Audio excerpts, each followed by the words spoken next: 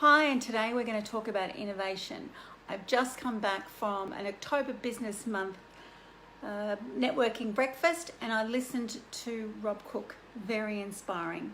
So I'm Michelle Taylor from The Way of the Trailblazer, and Rob Cook, he became a quadriplegic in a helicopter accident and he had a big cattle station, and he was faced, when he came out of the hospital, he was faced with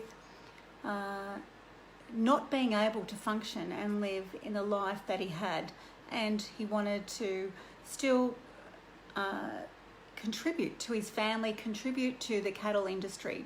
So he had to relearn, besides relearning how to be in the world, he had to relearn about how to, hey Joe, he had to learn, I was just at October Business Month and I'm just talking about that and at a meeting this morning. And he had to learn how to do business differently. And so he went overseas and he learned what were other people doing that were innovative in his industry. So now let's think about you. You don't need a crisis to try to connect with what's innovative in your industry like Rob did. What you can do are these three things that I'm going to talk about now. You don't need crisis. You just need to think a little bit differently. Now, the first one is actually to consider that every day is like a holiday. So everybody knows when they come back from holiday, they come back really fresh and they come back with all this energy and with fresh ideas because they've seen something different. They're doing different things and they're really paying attention to each moment. It's like, you know, all of a sudden the sun shining on their skin feels more exciting, and you know, the flavors are better. And I spoke to a client the other day and I called it holiday mind, coming to her life like holiday mind. And when you're like that, you're mindful, you're present, you're not in that all that rubbish that's going on in your head, and you're paying attention to different things. So you're looking at things with a beginner's mind. And a beginner's mind is really important because it gets you out of that old past way of thinking and that very structured way of thinking into something that is a little bit more innovative, and you can get some fresh ideas that way by being really present in your life and feeling like every day is a holiday. Pretty cool, hey? Another thing you can do, so that's step number one. Step number two is to do new things in your area. Again, it's a little bit like holiday mind, but it's also about deliberately cultivating that presence by going to, say if you're in Darwin, going to the Charles Darwin Walk if you haven't done that. Go to a new restaurant, go to an art gallery, go to a talk or a walk around the botanical gardens.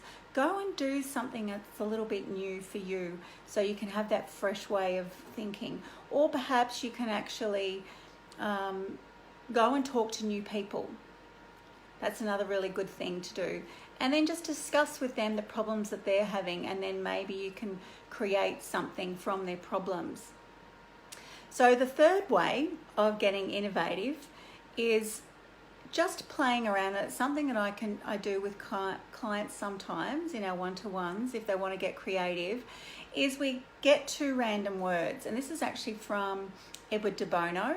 I actually went to one of his workshops a number of years ago, and all you do is you link two words randomly. So you can go through the dictionary and you just open up a page and point to one, write it down, and then do the same thing with another word. And that word or that combination of word may trigger in you. You let your mind get really free. You start to think like a child again, and get really connected to like a different idea. Say you may get connected to, I don't know, effervescent is one word, and maybe dinner plate is another word. And so perhaps you can start to think around your business, what new ideas can come from that related to you. Somebody did it, I heard somebody did it with flowers. Hello, I haven't got my glasses on. Hey Sue. Somebody did it with flowers, and they were in a florist, because you can also do it with starting with your keywords. So Sue's keyword might be fitness, or it might be well-being. And then what you do, Sue, is you've got that one word, is that you go through the dictionary and you pick just one other word. So maybe it's effervescent, fitness, effervescent, and then you can start to think around that and think about maybe a new program or new wording or something that's new and creative and innovative. But the whole idea is to come to it with this childlike mind, like a really playful mind. It is, yes, it was a great morning. Sue was at the network meeting with me this morning with Rob Cook. So the whole idea when you want to be innovative and creative is to come to it with a childlike mind. And the other idea, as I said before, is to come to it with practicality by talking to your clients or talking to different people and getting some different ideas about how to solve their problem. So innovation is a really exciting and necessary thing in this today's world. There's so many products out there, there's so many people doing things, and they're all competing with for attention.